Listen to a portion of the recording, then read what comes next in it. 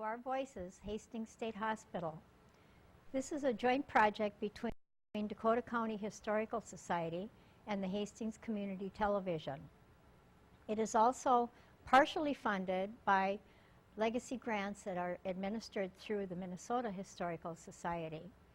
In this series, we have been interviewing people who either were employees, former employees at the Minnesota State Hospital, or patients or patient family members. Also, some family members of older employees who are no longer with us together to tell us their stories.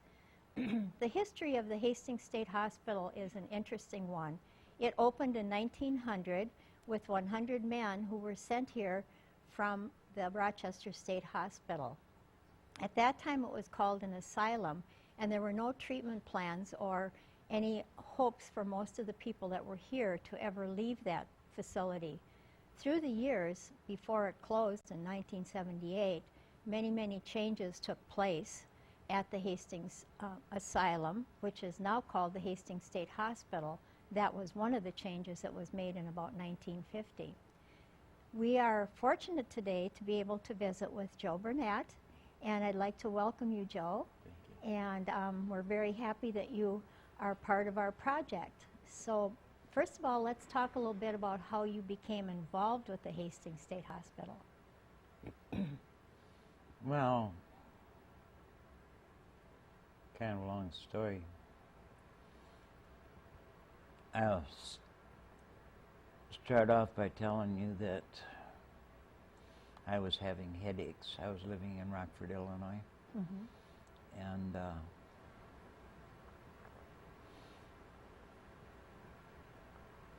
they gave me electroencephalograph test. Oh, okay. And I don't remember too much about it other than he said I would like you to come back to the Rockford Memorial Hospital. And he said there were some abnormalities, and I went in the hospital. Before that happened, I had a most magnificent dream.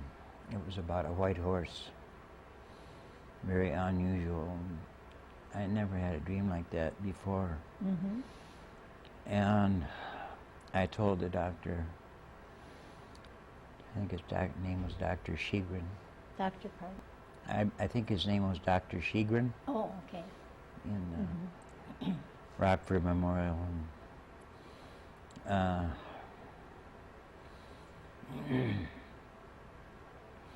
when I told him my dream, he says, "I'm glad you told me this." He says, "We would like to have you."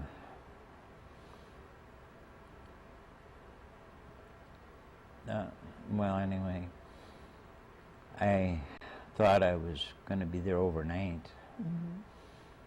And that's where the whole business started. I believed that God talked to me, and whatever the drug was that they gave me, I don't know. But there were people questioning me. They boil it right down. They thought I was a homosexual. Oh. And I knew I wasn't.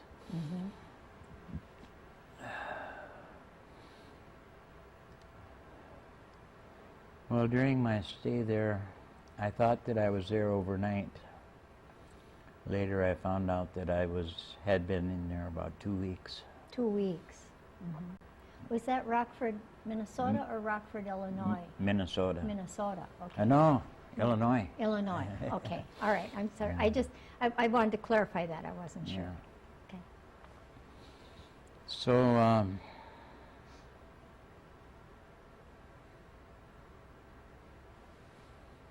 I remember them telling me that I shouldn't be able to remember anything that I said, but they were wrong. The first thing I noticed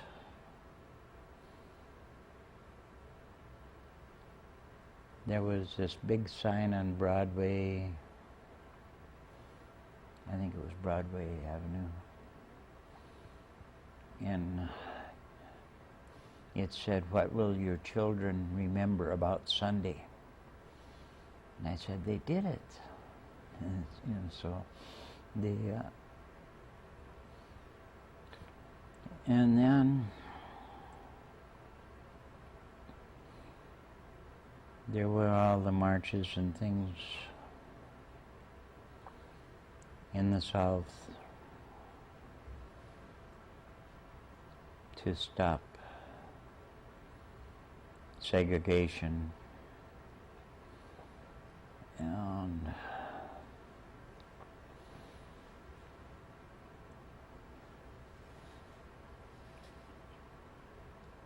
President Kennedy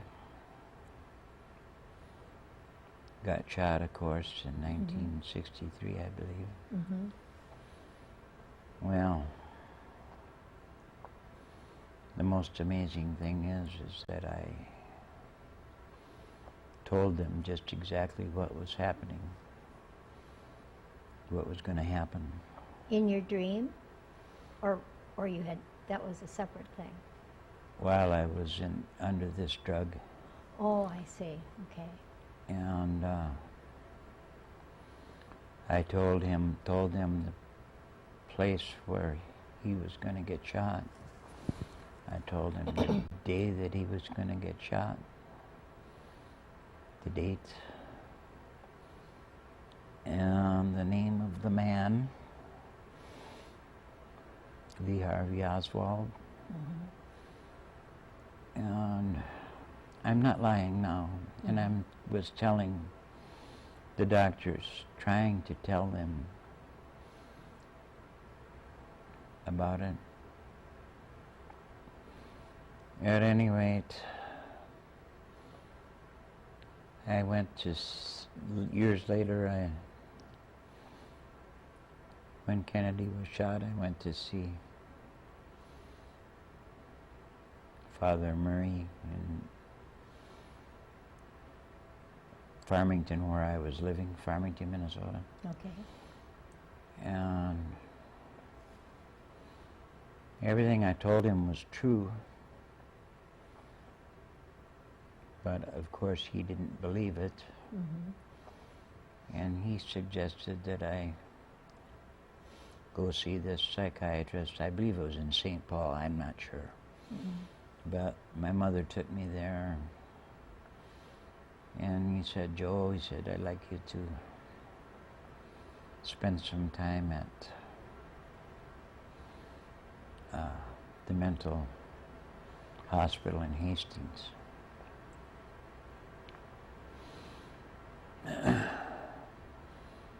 President Kennedy getting shot, I was not experiencing the same thing that everybody else was experiencing. I remember Walter Cronkite, or one of the newscasters, they said that the shooter's name, the one that's chief suspect, was Lee Harold Oswald. And I said, "It's not Lee Harold Oswald, it's Lee Harvey Oswald," you know. And they put me on observation, and they gave me, what they gave me, I don't know, but whatever it was terrible. Okay. I think it's something to, they try to shove you over the edge and see what you're going to do. That's what I was thinking anyway. And you said it was terrible. In what way was that, Joe? What was the experience? Mostly medication-wise. Did it make you so that you were sort of out of it? Or? You wanted to pull your hair out. Oh, okay. There were actually in the hospital there, that was in 1964. Most of they had a lot of females there, some wild gals. And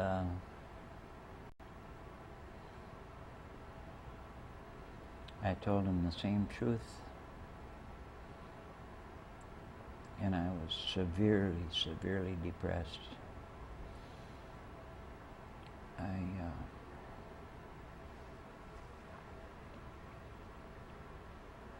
I was there for a half a year, and we had meetings and things.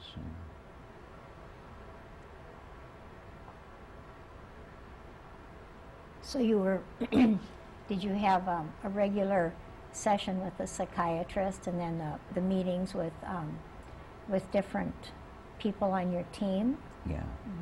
Were you in the observation unit that whole time? No, 2 weeks. 2 weeks you were there? Then they put me out on a ward. In a ward. Do you remember which ward you were in? The number 7 stands out, but don't. I'm not sure. Right. I know Okay. where the building was. I don't know if it's still. I think it's still there, maybe. Oh, it's one of them that's still there? Okay. And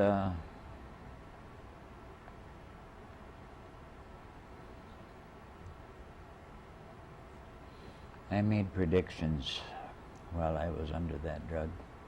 Oh, the second time? No, in Rockford. In Rockford, okay. And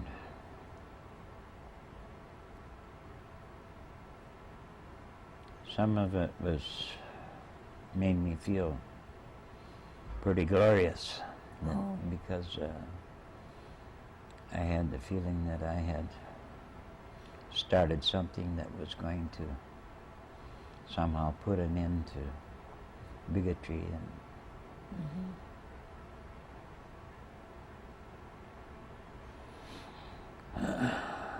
Did they ever go back and look at those, the records from Rockford? I wrote to the hospital and asked them to send me all the tapes that they had of which I was sure that they had made. They replied that they don't send information like that to the patients. At any rate, I didn't get it. I'm surprised that the doctors that were treating you then, when you went to the Hastings State Hospital, didn't request those interviews. You don't think they did? Interviews for? The ones that you did in Rockford. Oh. You don't think that the doctors ever asked for those? I don't know. Okay, all right. So do you remember anything about your daily routine, what it was like while you were there? You were there 6 months, did you say? Yeah. Okay.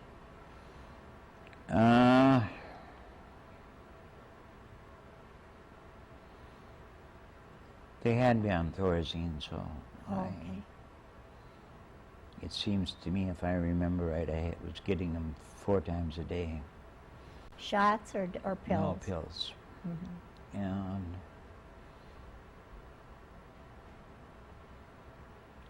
they got me a job at St. Paul Statuary Company. Oh, while you were there as a resident? A patient, I mean? And Okay. I was driving myself. And, and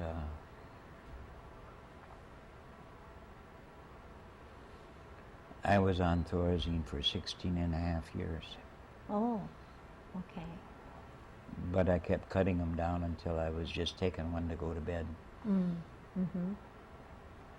When you left the hospital then, after your stay there for 6 months, did you continue working at the St. Paul Statuary Company? No. Did you go into a halfway house or anything, or did you go right home? No, went right home. Okay. And then were you able to work and have a job after that? Yeah.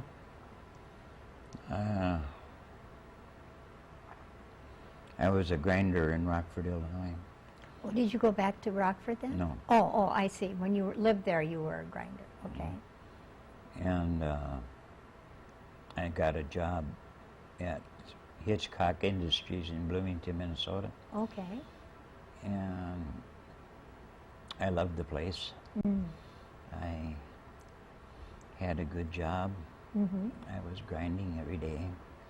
What And types of things? they were working as much time as you wanted to work, because they were way behind on their putting out stuff. What types of things did they have that you would grind on? Oh, anything you can imagine that a company might use that's made out of aluminum. Oh, okay. We made things, parts for airplanes and Oh. parts for gas stations, and Oh, sure. Uh-huh. I would estimate probably that I ground things that were probably for as many as 50 companies. Wow. IBM and Honeywell. Well, sometime during there, you you were in the service. I would. I had been in the service from 1953 to 1956. Okay, before the incident in Rockford. Mhm. Okay. And what unit of branch of the service were you in, Joe? Actually, I was a paratrooper. Oh, wow. That was pretty exciting. Yeah. As soon as I seen those guys jumping out of the airplanes, when I first got there, I thought, never in a million years will they ever get me to do that. Uh-huh. And I was in basic training, and my basic training came to an end, and the lieutenant from the airborne came there to sign up for airborne. Mm-hmm. And of course, I was not going to jump out of airplanes. And I went into the barracks, and I says, I'm going airborne, or something like that, you know. Uh-huh. And then this little Jewish fella says, Brunette, you wouldn't even pass the PT. You couldn't even do the, exercises. Uh-huh. Of course, he insulted me. So I stopped right in my tracks, and I turned around and I went out and I signed up. Oh, he challenged you then, didn't Uh-huh. he? And you rose to the challenge, it sounds like. So they transferred me to the 503rd Infantry Regiment. I wasn't there maybe a week or two, and they sent me to Fort Benning to jump school. Mm-hmm. And the guy was right about me not being able to do the PT, Oh, yes. but the sergeant said, you flunked the PT. I couldn't do push-ups. Oh, uh-huh. I'd do 10, that's max for me. Mm-hmm. He brought me into a room, and he said, I want to see how many sit-ups you can do. Well, I could bang sit-ups all day long. Uh-huh. So I started going, and when he told me to stop, I stopped. He says, we're jumping in the morning. Oh, my goodness. And you who weren't going to jump, how did that go? Well, to be perfectly honest with you, if it wasn't for the fact that there was a Catholic priest that was at the head of my stick, he's the one who was standing in the door going through jump school with me. I can't remember what his name was. But anyway, I said to myself, if he can do it, I can do it. They told us before we jumped, you do not have to jump, but if you want to quit, there will be no questions asked. You'll be sent back to your unit. You just take off your parachute and go to the front of the plane and sit down, take a seat, and nothing will go on your record. But if you decide to jump, I don't know exactly what his words were. Yeah. He says, and you don't, you'll be court-martialed. Oh. So The priest jumped. I got to the door and I jumped. And everybody asked me, weren't you really scared on your first jump? I wasn't as scared on my first jump as I was on my last. Oh, my goodness. So how many years did you do that? 2.5 years. Oh, wow. Then, at the 503rd, the platoon sergeant, or first sergeant, he says, Brunette, he says, you're going to report to Parachutes Maintenance Company, and everything they ask you to do, he said, I want you to say no, that you want to stay here. Oh. So I went to PM Company, and Captain Dobresk interviewed us. He says, we're not like the regular Army. He says, around here we're laid back, and you'll discover that it's more like a civilian job. He says,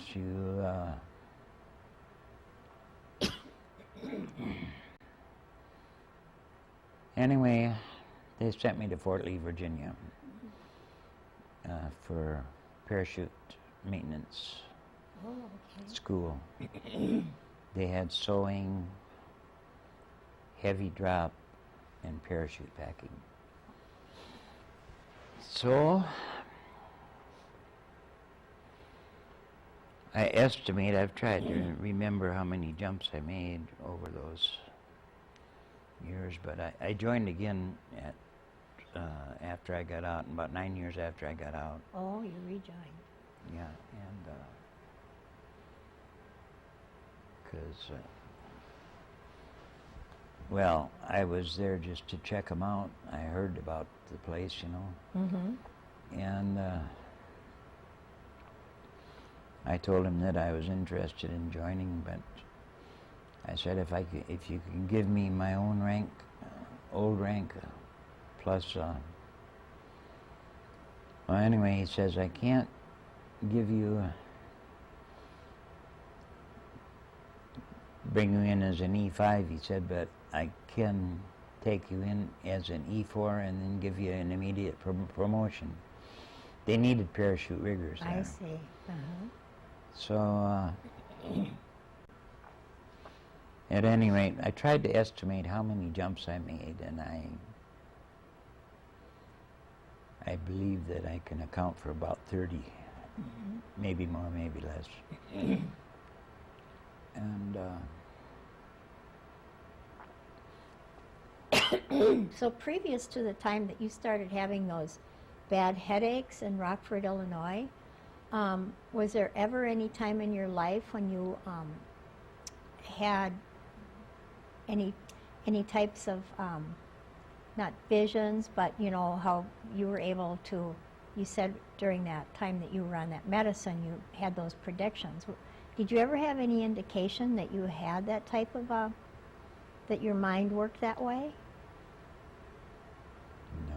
So that was rather isolated incident? When I remembered these things that I predicted,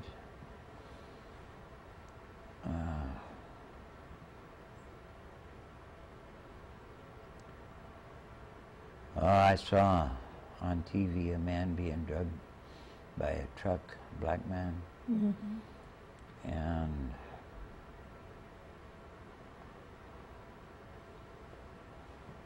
I felt like I was responsible for getting this whole mess started. Oh, I see. And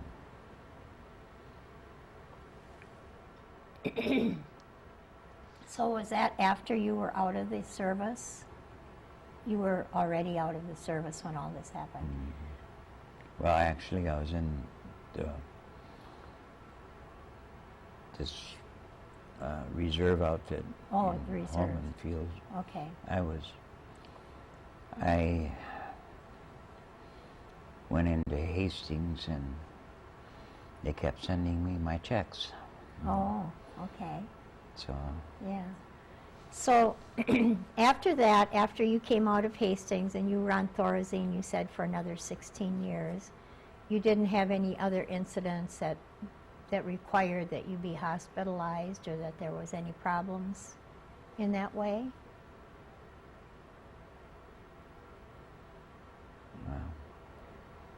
Well, I am and I was mentally ill.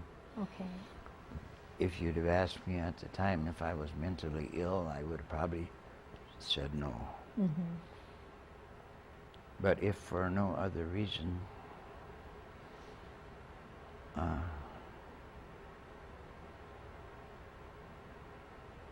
I knew that I was severely depressed, and that's a mental illness. Sure.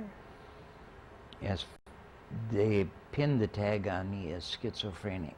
Mm-hmm. To this day, I'm not even really all that sure of what a schizophrenic is. I see. Sure. Mm-hmm. But I think it covers quite a term. Yeah. But I told the doctors the truth.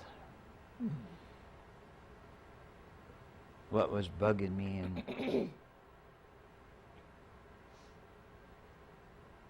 and the truth got me in trouble. Mm-hmm. When President Kennedy was shot, there were people there that were listening to me when I was predicting this. And I was expecting for the police to come and arrest me. I love John Kennedy more than anybody I ever met. Mm-hmm. And I was so excited. And I remember when he was running for office, I used to count the tags on people's cars, on their bumper stickers. Yes, yes. The ones for Kennedy. Mm-hmm.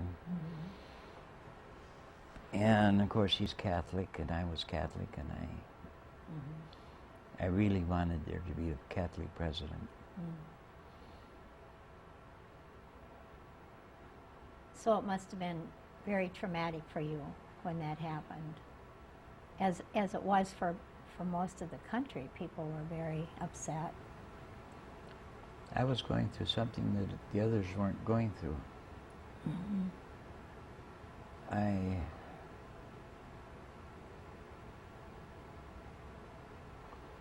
had the feeling that somehow or another they were putting on a show for the world. Oh. And that nobody was killed.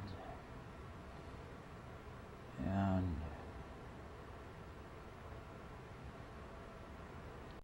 it seemed to me awful strange that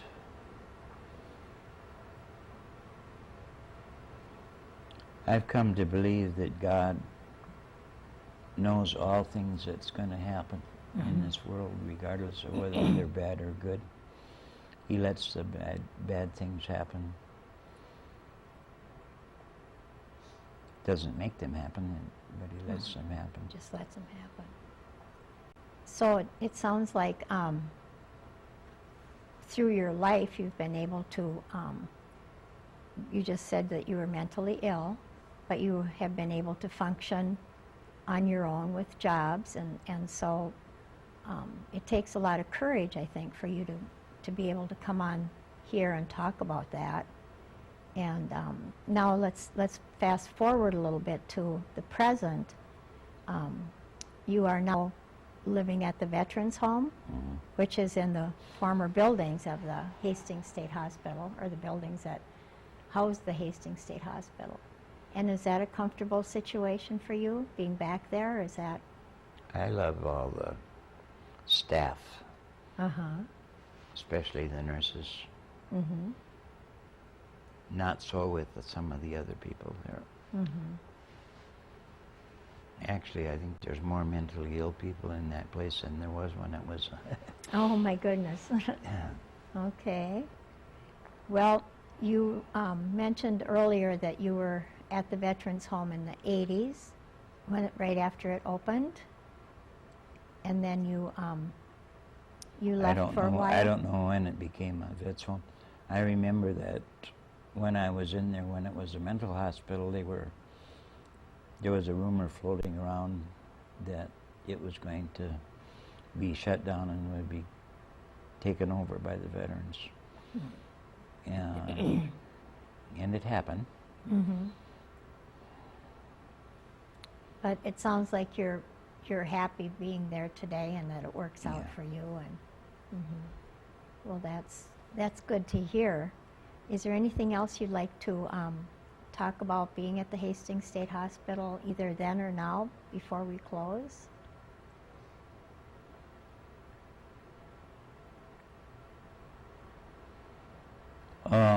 The only problem I got with is making my money stretch. Oh, yes. They take 95% of your earnings and you get the rest, Mm-hmm. which doesn't quite meet what my demands. I've got a truck and Mm-hmm. Yeah, vehicles take a little bit of money, don't they? Yeah. That's for sure. Yes. more and more all the time. Yes. Well, again, we really appreciate you sharing your story with us today, Joe.